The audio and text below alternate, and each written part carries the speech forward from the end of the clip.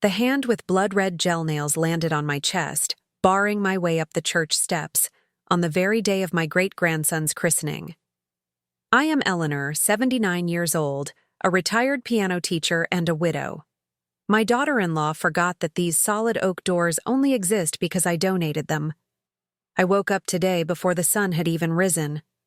There was a childlike joy vibrating in my chest, that wonderful feeling you get when you're waiting for an important celebration.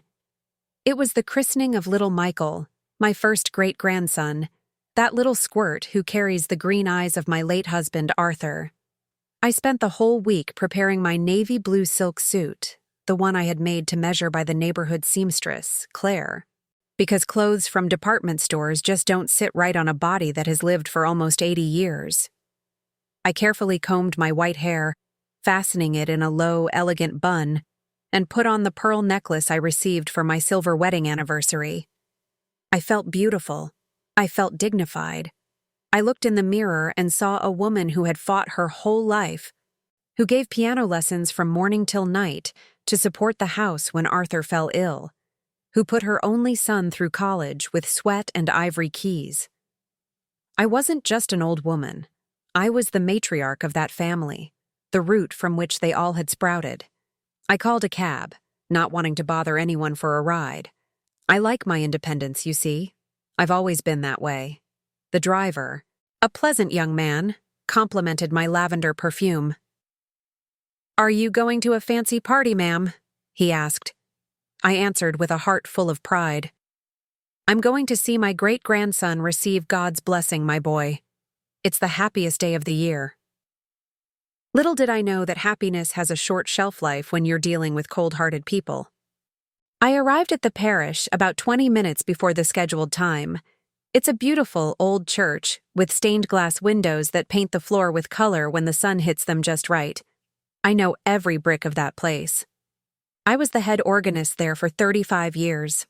I played at weddings, at funerals, at graduations and christenings.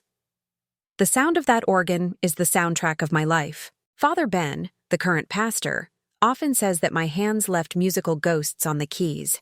From all the years I played with my soul. I saw the commotion at the entrance. Imported cars arriving, people getting out in expensive clothes, designer sunglasses, that cloying smell of sweet perfume that makes you nauseous. They were my daughter-in-law, Melissa's guests. She always loved appearances. Ever since she married my son, Roger, she has been trying to erase his humble past and build an image of high society that, between us, never convinced anyone she comes from old money. I spotted my son, Roger, adjusting his tie. He seemed nervous. And there she was, Melissa, in a very tight cream-colored dress and a hat that looked like a flying saucer on her head. She was holding little Michael, who was whimpering a little from the heat. My heart leaped. I quickened my pace, climbing the stone steps with the help of my polished wooden cane. I just wanted to give my boy a kiss on the forehead and go inside to pray. That's when it happened. I was already on the third step, smiling at a distant cousin of Melissa's who was passing by, when Melissa herself broke away from the group and came down to meet me. It wasn't a welcoming gesture. It was a blockade.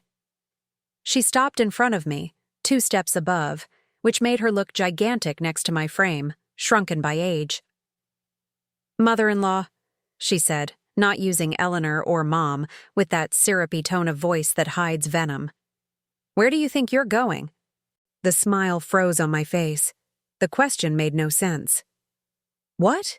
Where am I going, my dear? I'm going in. It's Michael's christening. I'm the great-grandmother."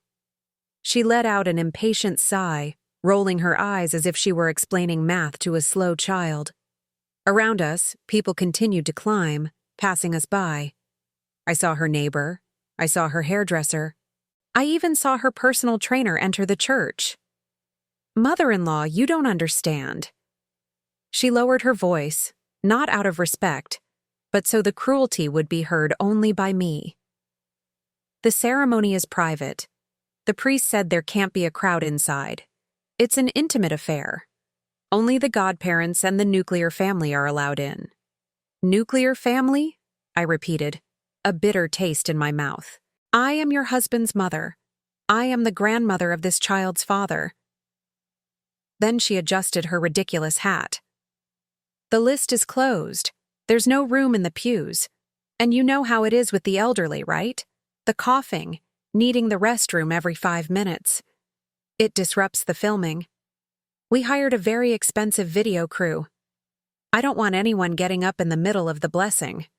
You can wait out here under the shade of that tree over there. When it's over, we'll take a picture on the steps. How does that sound?" The world seemed to spin in slow motion. I looked up, searching for my son. Roger was at the church door, talking to a friend. He glanced down. Our eyes met. I waited with all the strength of my soul for him to come down, to take my arm and say, "Don't be silly, Melissa. My mother is coming in." But Roger, my boy whom I had rocked to sleep, whose scraped knees I had healed, just looked away, pretending to adjust his jacket, and went inside the church.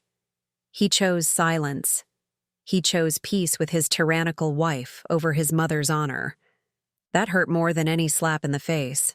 It was a coward's dagger in my mother's heart. 30 people. I counted 30 people who walked past me while I stood paralyzed on that step. People I'd never seen before. Young, healthy people, laughing, scrolling on their phones. All of them nuclear family or indispensable guests. Apparently I, the woman who paid for the child's father's college education, the woman who prayed novenas for that child to be born healthy, I was the nuisance. I was the blemish in the video. I felt my legs tremble, not from weakness, but from a volcanic indignation. The midday sun beat down on my skin, but the chill I felt came from within. Melissa looked at me with that triumphant smile of someone who had finally managed to discard what she considered trash. "It'll be quick, mother-in-law. You can just pray out here. God is everywhere." "Isn't that what you people say?" she sneered, turning her back and climbing the steps, swaying her hips toward her grand entrance. I was left alone. The security guard at the door, a young man who wasn't from the parish, hired by her, crossed his arms and looked at me with pity. "Would you like some water, ma'am?" he asked. I shook my head no. I didn't want pity. I wanted justice. I descended the steps slowly, feeling the weight of every year I had lived. I went to the shade of the tree, as she had commanded. I sat on the cold cement bench in the square across from the church. The main doors were closed. The muffled sound of the organ began to play inside. I recognized the melody. It was Bach, Jesu, Joy of Man's Desiring. I had taught that piece to the current organist, young Matthew, when he was still a boy in short trousers. I looked at the church's facade. I remembered 30 years ago, when the roof was collapsing and the parish had no money for repairs.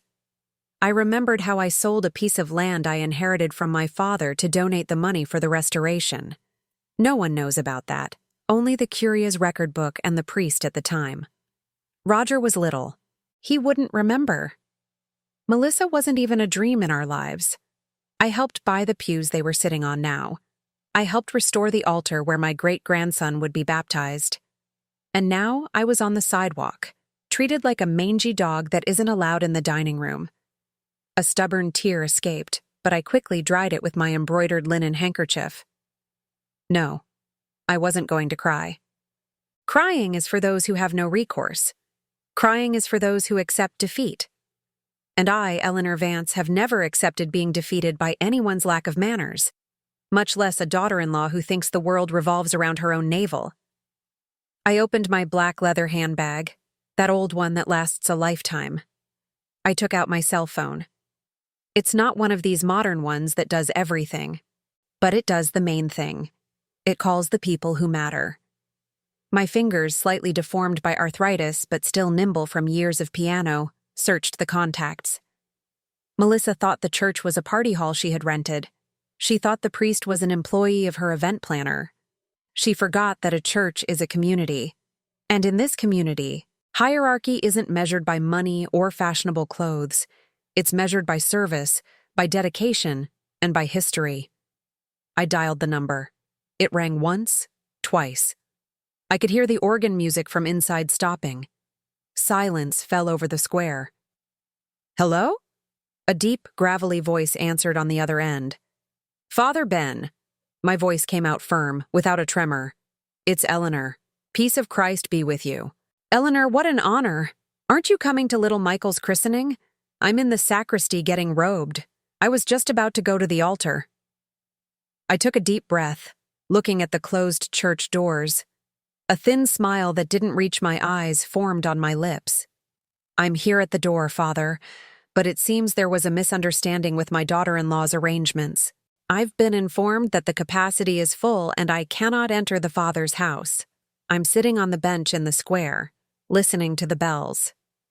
There was a sepulchral silence on the other end of the line, a heavy silence, loaded with immediate understanding.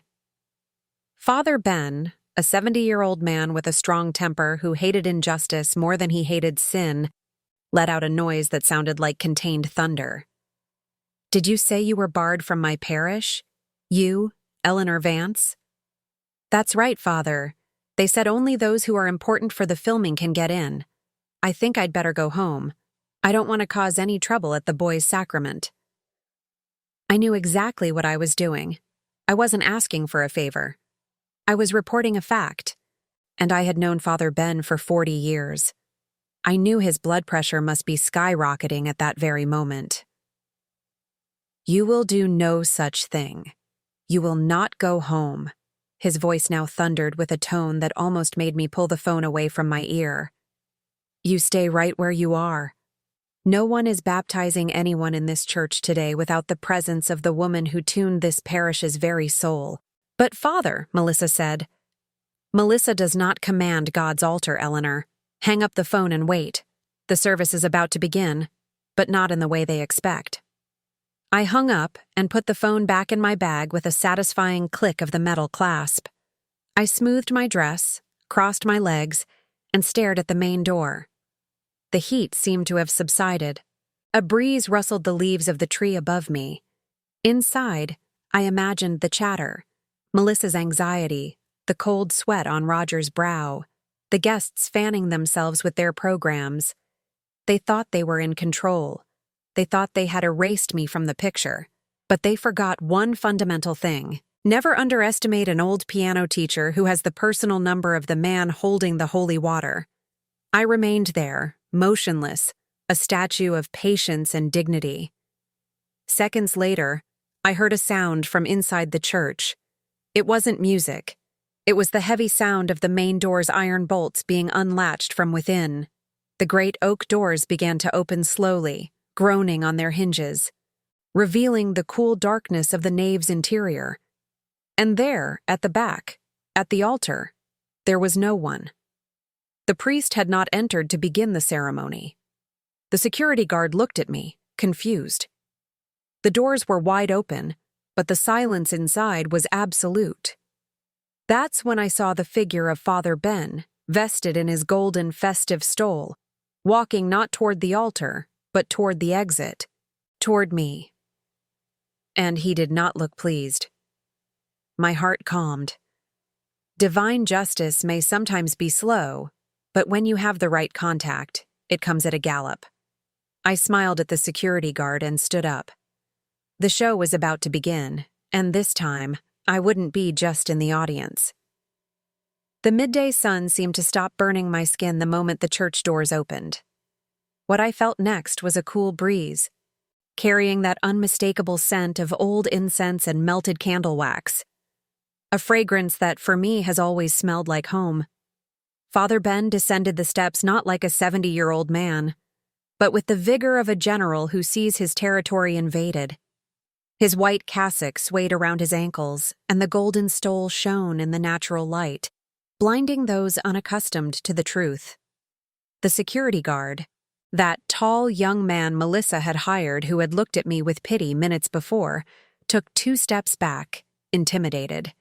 He knew authority when he saw it, and the authority here didn't come from a service contract, but from something sacred. Father Ben didn't look at the young man. He didn't look at the imported cars double parked along the street. His brown eyes, usually full of kindness, were fixed on me, sitting on that cement bench, my hands crossed over my purse and my spine straight, maintaining the posture my mother taught me 7 decades ago. "Eleanor," he said upon reaching the sidewalk, extending both hands to take mine. His voice wasn't raised, but it had a weight, a gravity that made the street traffic seem to fall silent. "Forgive this slight.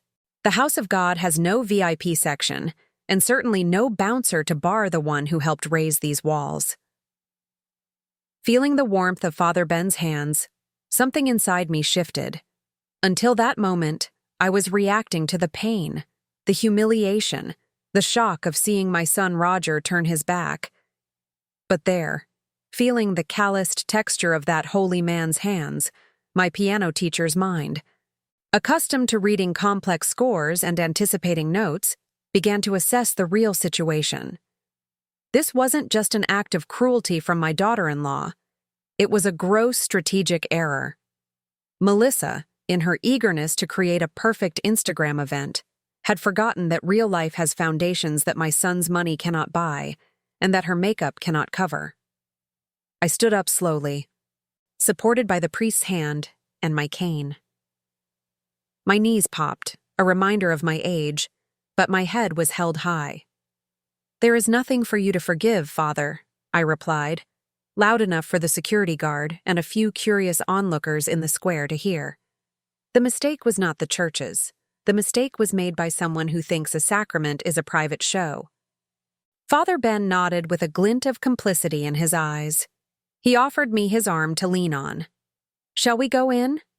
Little Michael is waiting for his great-grandmother. Without you, there's no holy water, no oil of chrism, nothing. I'll cancel everything and send everyone home if you do not cross that threshold." As we walked slowly toward the steps, the same steps where I had been barred like a beggar, I began to take a mental inventory of my resources, not the financial ones, for although I have a decent pension, I can't compete with my daughter-in-law's ostentation. I mean the resources that time has given me. I looked at the central stained glass window above the door, depicting Saint Cecilia, the patron saint of musicians. Melissa probably thinks it has always been there, sprouted from the ground. She doesn't know that I was the one who organized the charity teas, the raffles, and the Sunday concerts for 3 straight years to pay for that imported glass. Every colored piece of that window holds a drop of my sweat and a note from my sheet music. I looked at the side garden where the hydrangeas were in bloom. I was the one who fought with the city council to prevent them from cutting down the ancient trees when they wanted to widen the street. I knew the councilman. I knew the mayor at the time. I gave lessons to their daughters. My influence in this town is silent, like the roots of an oak tree. No one sees it, but it's what holds the ground together. Melissa thought power was yelling at waiters and demanding the best table. She didn't understand that real power is having the priest interrupt a service to come get you from the sidewalk. She didn't understand that respect is something you build with character, not with threats. I climbed the first step, then the second. With each step, the humiliation from minutes ago transformed into fuel. I remembered all the times I had kept silent over the last 10 years.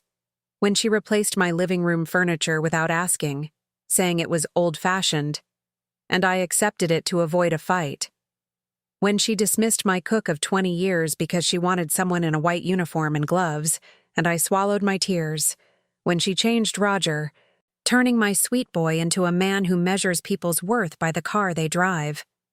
I was shrinking, becoming the nice little granny, the mother-in-law who doesn't bother anyone. I thought if I became invisible, they would love me more. How foolish I was. Invisibility doesn't bring love. It brings contempt. They mistook my kindness for weakness, my silence for senile dementia. We reached the top of the stairs. The entrance to the church was a dark rectangle cut against the daylight. Father Ben stopped and looked at me. "Do you want me to announce your entrance? Shall I speak some truths into the microphone?" he whispered protectively. I gently squeezed his arm. No, my friend. You do your work as a shepherd. Let me handle the education of the stray sheep in my own way. No scandals, no shouting, just presence. We entered. The thermal shock was immediate, but the visual shock was even greater. The church was in semi-darkness, lit only by the altar candles and the colored shafts of light from the stained glass windows. There were indeed about 30 people, all seated in the first few pews, in an elitist isolation that left the nave of the church feeling empty and echoing. They all turned when they heard the priest's returning footsteps. And then the silence, which was already profound, became absolute. I saw Melissa's head whip around. She was in the front row holding the baby.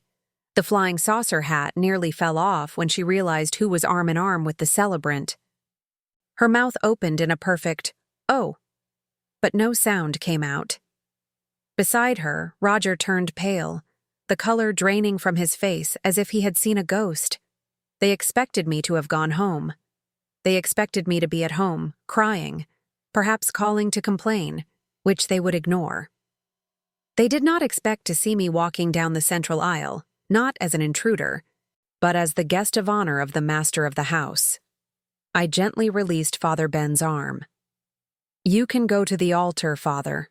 I know my place," I said with a calm voice. But I didn't sit in the back pew, as the etiquette of shame would suggest.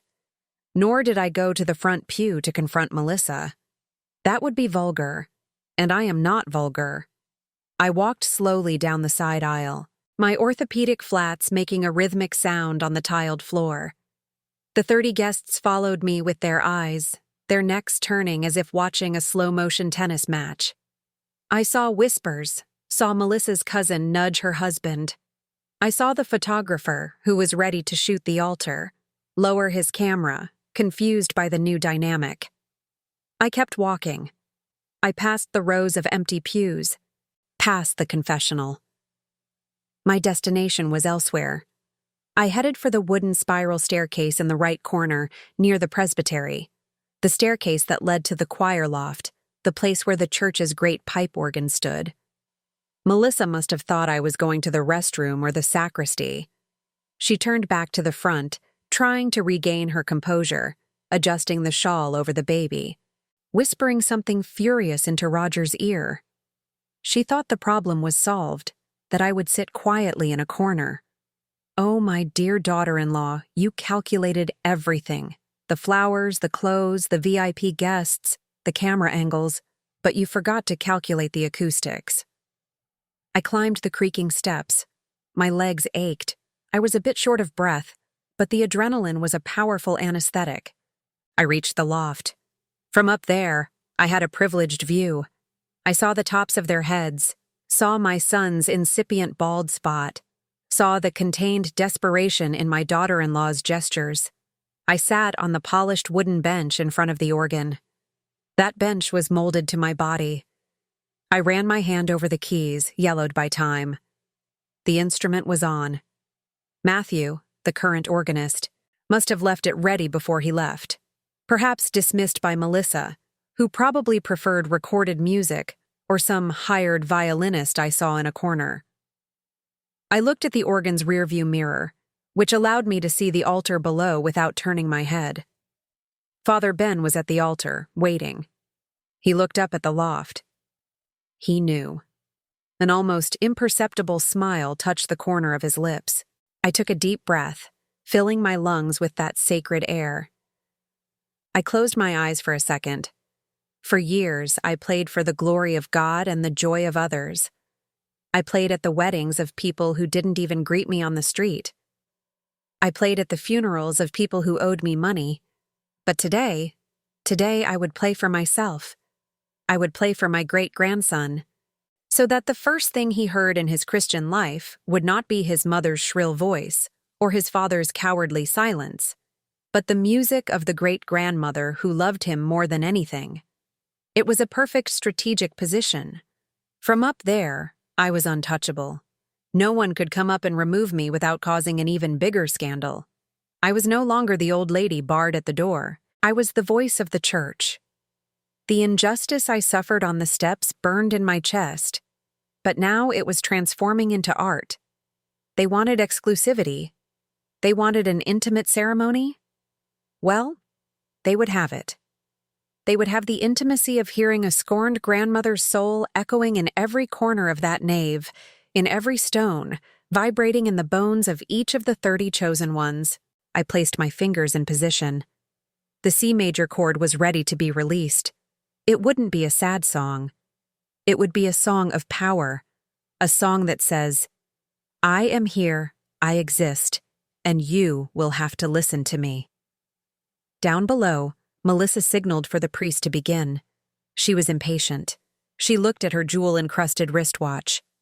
Little did she know that time was now governed by my tempo. I didn't need to shout. I didn't need to make a scene. I had the largest instrument in the parish under the command of my arthritic hands. And when the first note sounded, that party's mask of perfection would fall to the ground. I waited for the exact moment when the silence became unbearable, the moment when anticipation was at its peak. It was time for the real christening to begin. My fingers crashed down on the keys with the force of a storm that had been held back for months. I didn't start with a soft, lulling melody. I started with a D minor chord, deep, profound, the kind that makes the floor tremble and the dust of centuries dance in the beams of light filtering through the stained glass. The sound exploded from the metal pipes behind me and traveled through the nave like thunder heralding a final judgment. Down below, I saw the immediate reaction in the rearview mirror. It was like throwing a stone into a calm pond. The 30 heads shot up at the same time in a synchronized shock. Melissa jumped so high she almost knocked little Michael's pacifier out.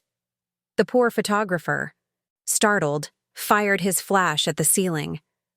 The exclusive chic silence my daughter-in-law so prized had been shattered by the potent voice of the instrument I had mastered for 35 years.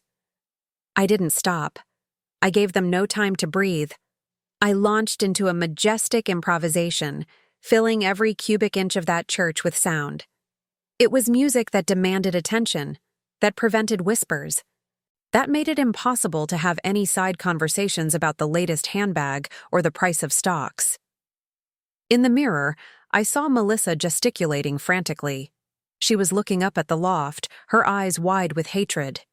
She made a cutting motion, drawing her hand across her neck like a beheading, her mouth moving in a silent order that the organ's sound swallowed without mercy. She looked like a clumsy marionette trying to stop a train with her bare hands. Up here, I maintained a serene expression.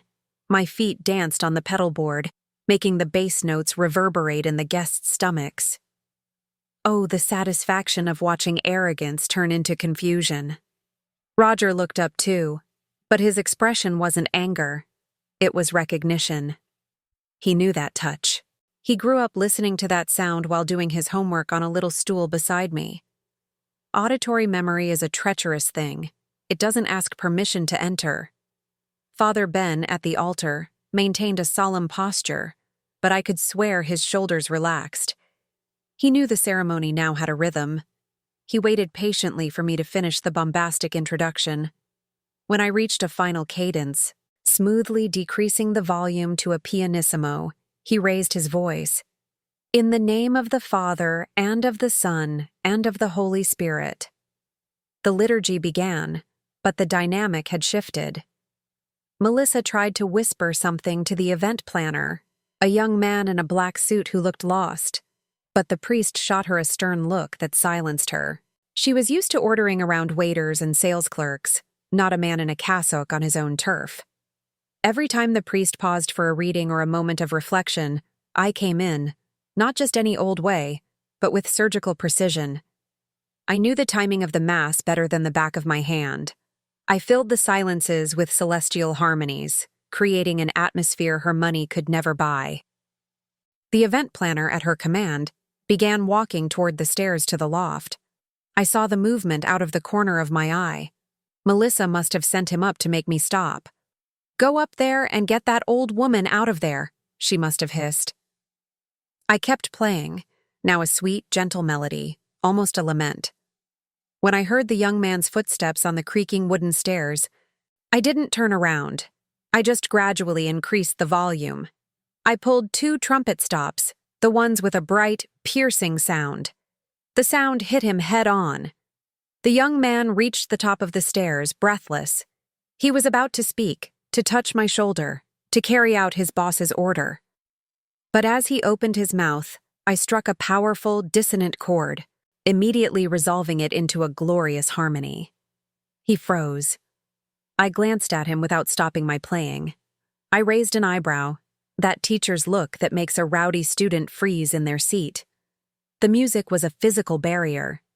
To interrupt a sacred musician in the middle of a performance during a sacrament. That was a taboo that not even the salary Melissa was paying him could break. He looked at the organ, looked at me, an old woman with white hair playing with the energy of an entire orchestra, and lost his courage. He gave a sheepish thumbs up, embarrassed, and went back down the stairs. Down below, I saw Melissa shooting daggers at the young man when he returned empty-handed and shrugged, as if to say, "There's nothing I can do." A victorious smile bloomed inside me, but I kept my face focused on the imaginary score. The moment of the baptism was approaching. Father Ben called the parents and godparents to the baptismal font. Melissa adjusted her dress, smiled for the camera, trying to reclaim the spotlight. She held little Michael as if he were a trophy. It was then that I played my highest card. I changed the melody, moving away from the traditional classical repertoire, and began to play very softly on the organ's sweetest flute stops, a lullaby. Not just any lullaby. It was Hush, Little Baby, but with a Baroque arrangement, disguised as classical music. It was the song I used to sing to Roger to help him sleep when he was afraid of the dark. It was the song I hummed while I sewed his clothes. It was the soundtrack of the humble, love-filled childhood that Melissa was trying to erase at all costs. I saw the immediate effect. Roger, who was standing beside the font with his hand on his wife's shoulder, froze. His head tilted slightly, as if hearing a call from far away. He looked at the floor, then up at the loft. Even from a distance, I saw his shoulders tremble. The new money shell his wife had built around him was cracking. Melissa noticed her husband was emotional and tried to get his attention, pulling his arm to get him into position for the photo. But Roger was far away. He was in our little 2-bedroom house that smelled of fresh cornbread, listening to his mother sing. The video camera was rolling, and what the audio was capturing was not the sterile silence she had planned, nor the generic soundtrack she wanted to add in editing. What would be recorded for eternity was the music of the excluded grandmother, weaving a quilt of memories over that moment. The priest poured the water over Michael's little head. The baby cried, a strong cry of life. "I baptize you, Michael, in the name of the Father." At that instant, I unleashed the sound. An improvised Gloria, vibrant, joyful. The sound of the pipes mingled with the baby's cry in a perfect duet. The people in the pews, those 30 people hand-picked for their appearance, were mesmerized. Some were discreetly wiping away tears. Music has that power. It enters without knocking and pulls out the humanity we try to hide. Melissa's cousin, the one who had ignored me on the stairs, had her hand on her chest, visibly moved. The personal trainer had stopped fiddling with his phone. I had transformed that vapid social event into a true religious ceremony. I had brought God back into his own house, whether they wanted him or not. Melissa was defeated, but she didn't yet know the extent of the damage. She kept a frozen smile for the photos, but her eyes darted from side to side, realizing she had lost control of the narrative. She was no longer the director of the show. She was just an extra on the stage that I was illuminating with my sound. The ceremony came to an end. Father Ben gave the final blessing. "Go in peace, and may the Lord be with you." Normally, the organist plays an exit piece and people leave, chatting. But I didn't stop. I kept playing, increasing the intensity, playing Widor's Toccata from the Fifth Symphony, a fiendishly difficult, fast, virtuosic piece that requires hands and feet to fly over the instrument. It was a display of technique and power. It was me saying, "Look at me. Look at what this useless old woman is capable of doing." No one left. No one could leave.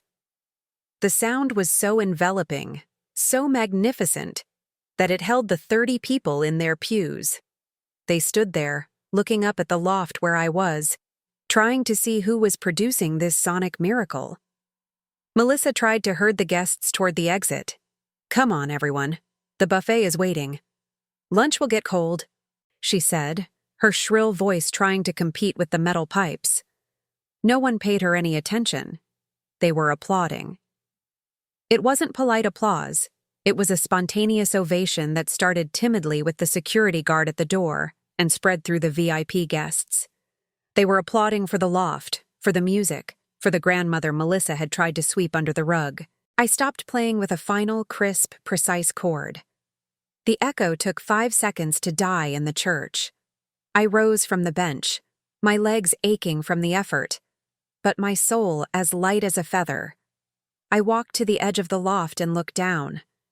There was Melissa, small, red with rage, surrounded by friends who were now looking up with admiration and curiosity. And there was Roger, with his son in his arms, looking at his mother with a mixture of shame and pride he hadn't felt in a very long time. I met my daughter-in-law's gaze. I didn't smile, didn't grimace, just held her stare with the serenity of one who knows that in God's house, the one who holds the key to the music holds the key to the heart. She looked away first. I slowly descended the spiral staircase. The silence in the church was now one of respect. When I stepped onto the nave floor, people parted to let me pass, creating the very aisle where I was not supposed to be. The photographer approached me, completely ignoring the child's mother. "You played divinely, ma'am," he said, enchanted. "May I take a photo of you with your great-grandson? It will be beautiful in the album." Melissa held her breath. I saw the vein in her neck throb. She gripped Roger's arm like a vice. All she wanted was for me to leave, to disappear. But I wasn't going to disappear. I walked toward my son and daughter-in-law. The sound of my steps was the only noise in the church. I stopped in front of them. I held out my arms toward Roger. "Give me my great-grandson, my son. He needs his great-grandmother's blessing, since he's already heard her music." Roger looked at his wife, who was pale, her lips pressed into a thin line. Then he looked at me, and for the first time in years, he did what his heart told him to, not what his wife ordered. He passed the baby into my arms. The weight of that warm little body in my arms was my greatest victory. I adjusted the blanket, looked at Michael's serene little face, and whispered to him, loud enough for his mother to hear, "Welcome to the family, my love. Here, we have music, we have history, and we have room for everyone, even for those who try to lock the door." Melissa took a step back, stumbling in her high heels, as if she'd been physically slapped. She realized too late that by trying to exclude me, she had placed me at the very center of everything. The war had been declared, but the first battle, the one fought without a single shout, I had won with the most powerful weapon there is: competence. And now, with my great-grandson in my arms and her audience applauding me, I was ready for the second act. It's not enough to have an invitation to the party if you don't know how to dance to the music life plays. The exit from the church was a silent theater, where glances screamed louder than any words. As the photographer arranged the so-called nuclear family on the steps for the official photo, I realized the geometry of power had shifted. Melissa tried to smile, that plastic smile she'd practiced in front of the mirror, but the corner of her mouth twitched with anger. I was there holding Michael, right in the center of the picture, flanked by my son and her. What was supposed to be a photo of my exclusion had become a portrait of my permanence. "Smile," the photographer said, oblivious to the electric tension that could have powered a light bulb. The flash went off. Melissa immediately reached out to take the baby in a brusque movement, almost yanking the child from my arms. There, you've had your moment, mother-in-law. Now you must be exhausted. The sun is hot. Your blood pressure must have shot up with that hole. Performance, she said, emphasizing the word performance as if it were an insult. Roger will call an Uber for you to go rest. We're heading to the reception now. Did she really think she was going to get rid of me there on the sidewalk after everything? I looked at Roger. He was sweating, loosening his tie, avoiding my gaze. He knew what his wife was doing was wrong, but the habit of cowardice is hard to break. Oh, my dear, don't you worry about my blood pressure, I replied, calmly adjusting the strap of my handbag. Music invigorates the soul, and I wouldn't miss my great-grandson's celebration lunch for anything. Besides, I need to greet some people I saw in the church and didn't get a chance to speak to. Melissa let out a sharp, nervous laugh. Greet who, mother-in-law?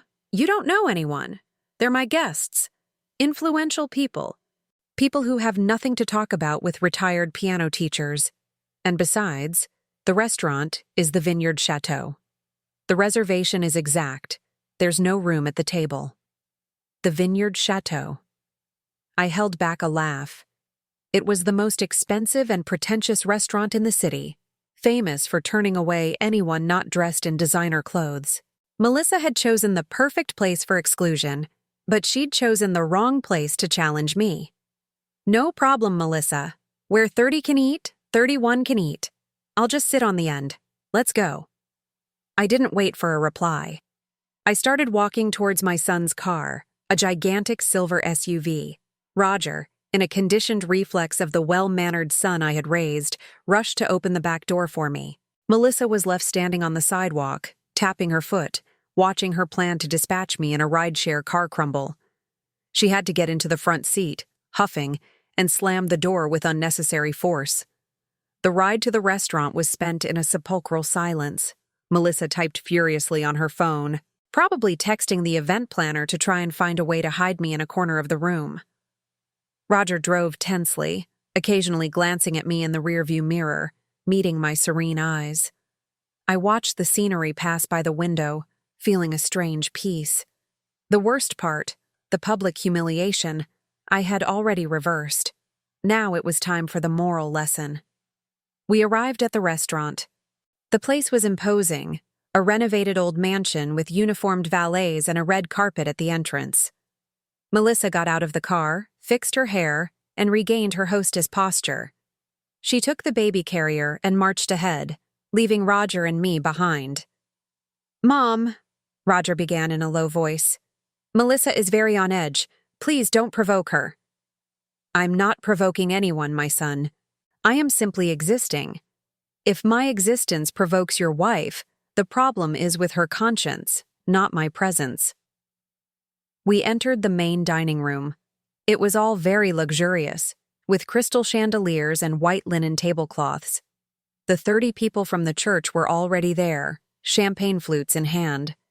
When they saw me enter, the chatter ceased for a moment, followed by smiles and discreet nods. The music in the church had broken the ice. They no longer saw me as the boring old lady, but as the artist who had saved the ceremony from tedium. Melissa went straight to the maitre d', a tall man with a snooty nose who held the reservation list as if it were the 10 Commandments. I saw her whisper, gesture discreetly towards me. The man frowned, shook his head. I approached slowly, my cane tapping softly on the fine wood floor. I'm very sorry, madam, the maitre d' was saying to Melissa, loud enough for me to hear. The main table has 12 place settings. The satellite tables are full. We cannot add an extra chair. It would interfere with the waiter's service. It is against house rules. Melissa turned to me with a victorious smile, as phony as a $3 bill. See, mother-in-law?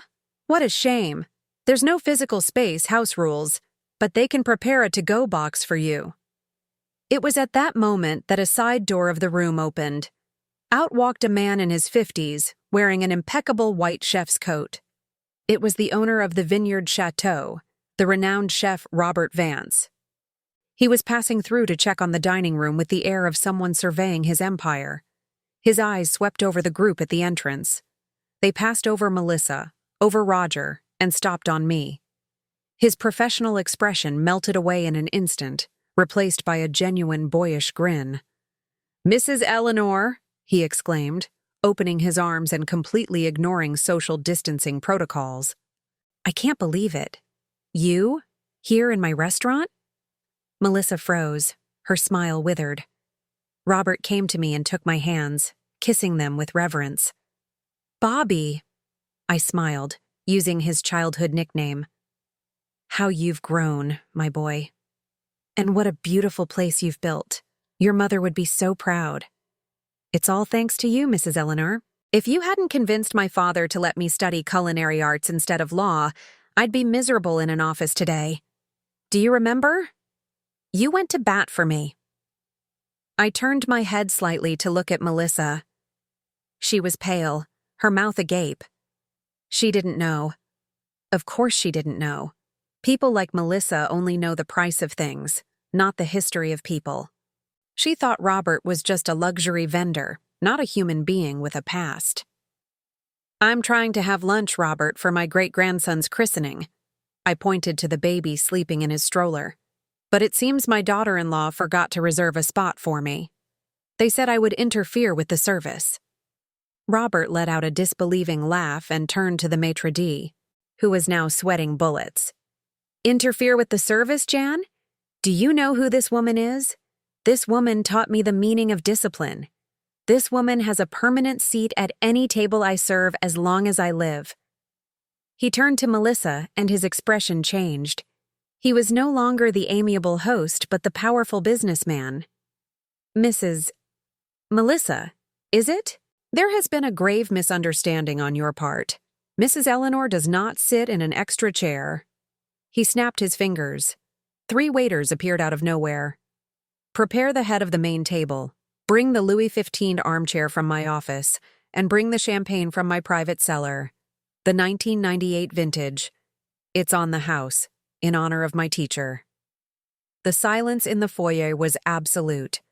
Melissa's VIP guests watched the scene with fascination. Judge Evelyn Hayes, the county judge and Melissa's guest of honor, approached. "Eleanor, I didn't recognize you in the church. I was too far back." "Is that really you, my dear? It's been so long.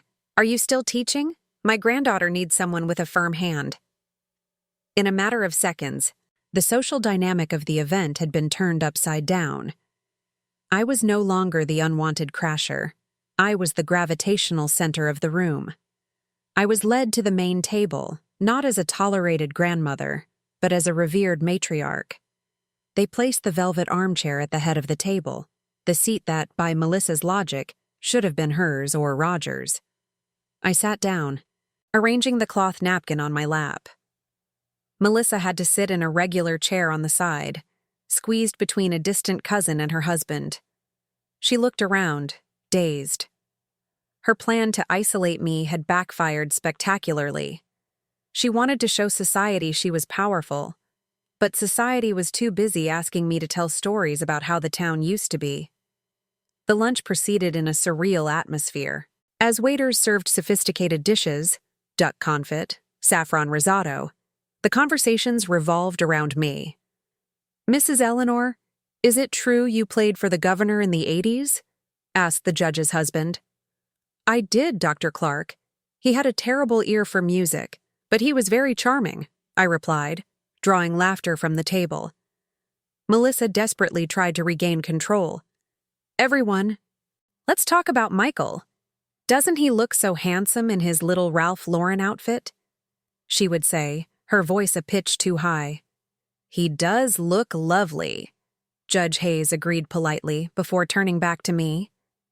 "But Eleanor, tell me, that arrangement you played on the organ today, was that improvised?"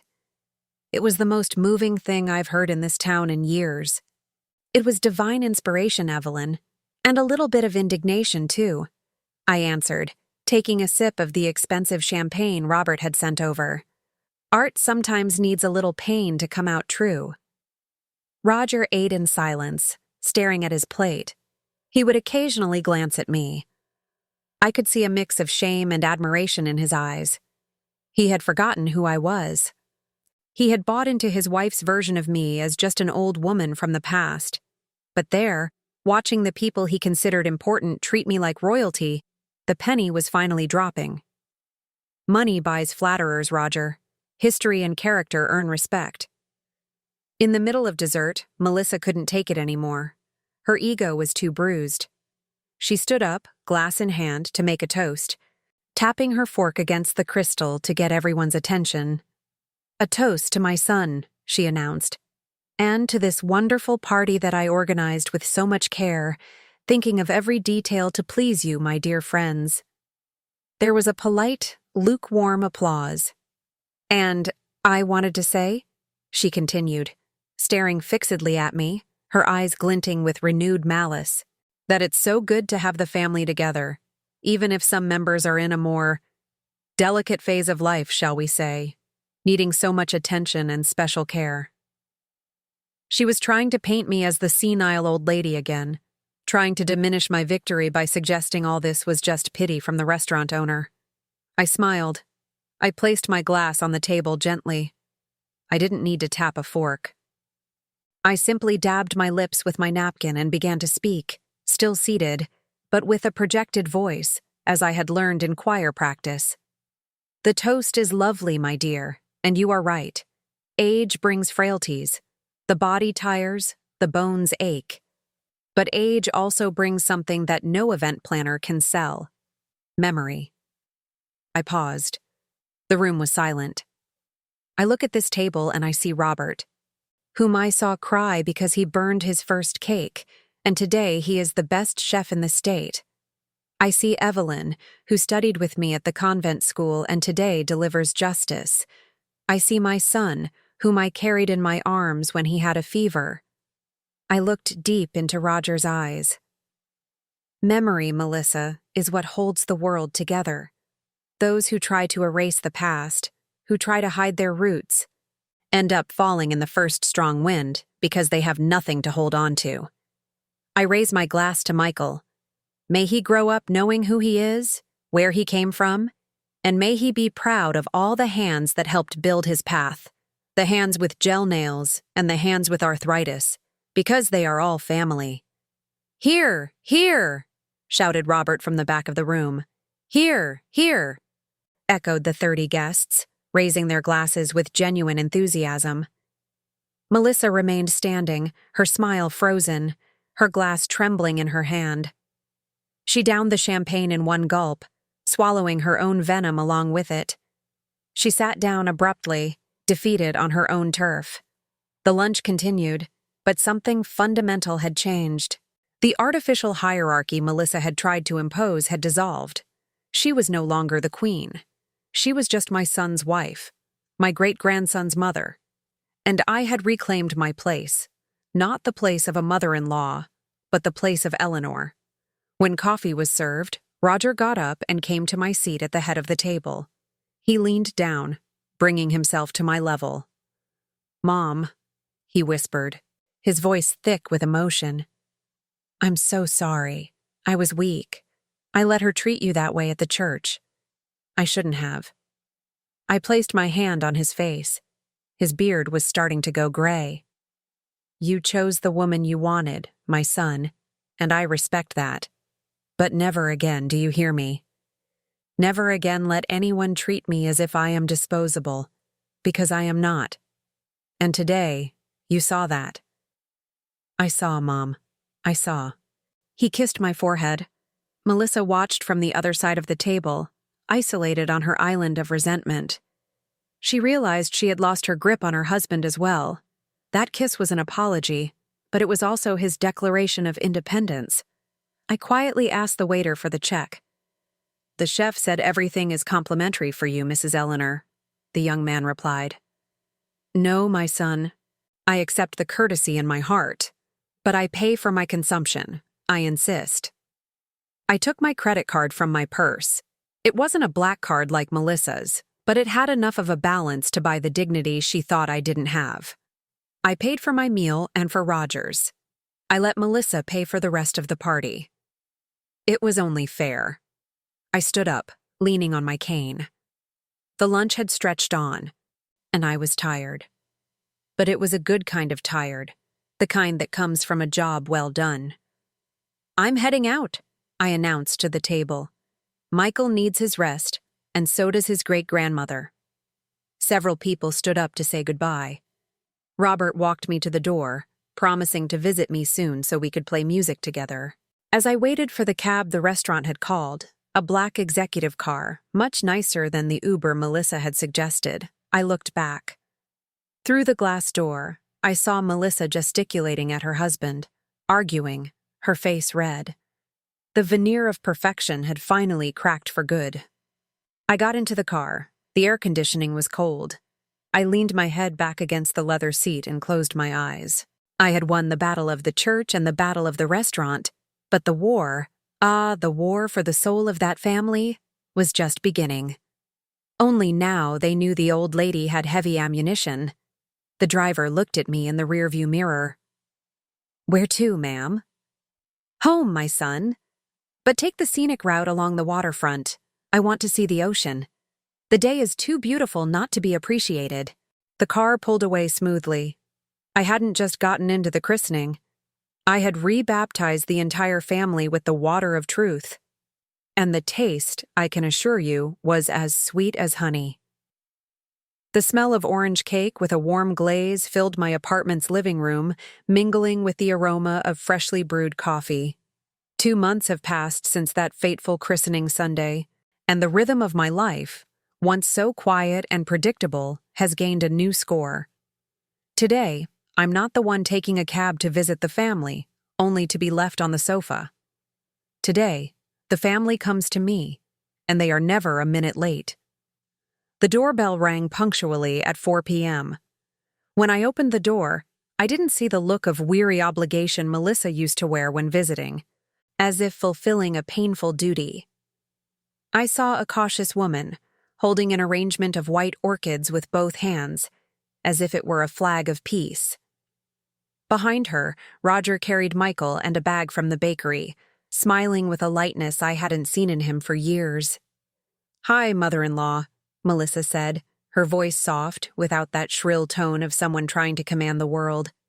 "I brought you these flowers. Judge Hayes mentioned at the club that you love orchids, so I thought you might like them." I took the vase, feeling the weight of the irony. Before, my preferences were old lady things. Now, because the city's judge said I like them, it's law. I thanked her with an elegant nod. "They're beautiful, Melissa. Come in. Coffee is on the table. And please use the coasters. The wood on this table is antique. It has more history than a lot of people." The dynamic in my dining room had changed drastically. Roger sat in the chair that had always been his father's, sighing with satisfaction as he bit into the cake. Melissa, who used to be on her phone solving urgent problems and complaining that my house smelled of mothballs, which is a lie, it smells of lavender, was now sitting with her spine straight, paying attention to my every move. She learned her lesson the hard way. When she tried to diminish me in front of the elite she so idolizes, she ended up discovering I was the foundation of that elite. Since the lunch at Robert's restaurant, her phone hadn't stopped ringing, but the calls weren't for her. They were about me. "How is your mother-in-law? Is Eleanor going to the charity tea? May we visit the pianist?" "Mother-in-law," she began, wiping the corner of her mouth with a linen napkin. "The president of the Ladies' Charity League called me. They want to honor you next month. They want to know if I can organize it? If you'll allow it, of course." I looked at her over my porcelain cup. I saw a silent plea in her eyes. She wanted to be the bridge, to reclaim some social prestige by organizing her famous mother-in-law's event. I could have refused, could have said I'd organize it myself or ask someone else, which would have humiliated her once more. But vengeance, when it's stretched too thin, turns to bitterness. And I am not bitter. I am just. "You may organize it, Melissa," I replied, watching her shoulders relax. "But on one condition, no VIP list. Admission will be free. I want the church filled with people who love music, not people who love to appear in social columns. If my building's doorman wants to come, he will sit in the front row. Understood. Of course, mother-in-law. Whatever you wish. She agreed far too quickly, eager to seize the opportunity. Roger chuckled softly, shaking his head as he played with Michael's little hand. Mom never changes, does she, Melissa? She can bend anyone to her will. Your mother has presence, Roger. I'll admit it, she said. And for the first time, I felt a hint of sincerity in her voice. It wasn't love. It might never be. But it was respect. And respect is sometimes a more solid foundation for coexistence than feigned affection. After coffee, I took Michael into the music room. I sat at my baby grand piano with my great-grandson on my knee. He looked at the black and white keys with those curious eyes. The same green eyes as my late Arthur. I played a high note. He laughed. I played a low note. His eyes widened. In that moment, I realized the true impact of my actions that Sunday. It wasn't just about getting into the church or eating at a fancy restaurant. It was about ensuring this little boy grows up knowing that old age is not a storage unit for used furniture. The parish community has changed too. Father Ben has hired me, paying me with prayers and corn muffins to supervise the children's choir. The young organist, the one Melissa tried to have removed from the loft, now comes to my apartment every Tuesday for lessons in harmony. He says he wants to learn to have the touch that I have. I told him that touch comes from life, not from books, but that I would teach him what I could. The church once again has real music, and curiously, the Sunday services are packed. People say they go to pray, but many stay until the very end, after the blessing, just to hear what Mrs. Eleanor will play for the postlude. I've become a tourist attraction of faith. Imagine the irony. I looked at little Michael, who was trying to bang on the keys with his chubby hand. That's right, my love, I whispered to him. Make some noise. Never let anyone tell you to be silent when your heart wants to play. Roger leaned against the doorframe, watching the scene. He seemed lighter, more of a man, less of his wife's shadow. Mom, I was thinking, he said, scratching his head. That piece of land upstate that belonged to Dad. Melissa wanted to sell it to invest in the market, but I think I'm going to hold on to it. Maybe we could build something there. A place for the whole family to go on holidays, for Michael to run on the grass. I smiled. The recovery of his roots was complete. He had stopped seeing the family's assets as figures on a spreadsheet and started seeing them as a legacy. I think that's an excellent idea, my son. Your father planted those apple trees with his own hands. It would be a sin to sell it. The afternoon faded gently. When they left, the house was quiet again. But it wasn't an empty silence. It was a silence filled with the certainty that I occupied my rightful place in the world. I went to the window and looked down at the busy street below. Cars hurried past. People raced against the clock. Society tells us that after 70, we should retreat, wear beige, and wait for the end in a comfortable armchair, without getting in the way of the younger generation. They want us to be invisible, but they forget that we are the ones who know the shortcuts. We are the ones who know the recipe for the cake that brings comfort. We are the ones who hold the stories that prevent mistakes from being repeated. I, Eleanor Vance, was barred from a church door by a daughter-in-law who thought my expiration date had passed. Today, I am the one who holds the key to that family's harmony. I didn't need to scream. I didn't need to sue. I didn't need to make a scene. I just needed to be exactly who I am, with all the intensity my years have given me. I looked at my hands, the thin skin, the visible blue veins, the slightly swollen knuckles. Many people would look and see fragility. I look and see high-precision instruments that built a life, a career, and now a future for my great-grandson. I closed the curtains slowly. Tomorrow I have choir practice. Then I have tea with Judge Hayes. And in the evening, I need to study a new sonata I promised to play for Chef Robert. My schedule is full. My life is full. Old age isn't the end of the music. It is simply the most complex and beautiful movement of the symphony, the one that demands the most technique but delivers the sweetest melody. And woe to anyone who tries to close the piano lid before the final chord. I still have many concerts left to give. Life only goes out of tune for those who don't know how to listen to its tempo.